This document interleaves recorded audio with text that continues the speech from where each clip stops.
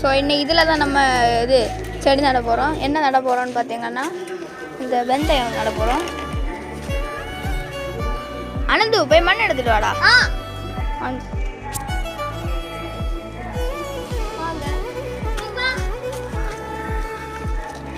இப்போ நம்ம இந்த ஸ்பாட்டில் தான் மண் எடுக்க போகிறோம்.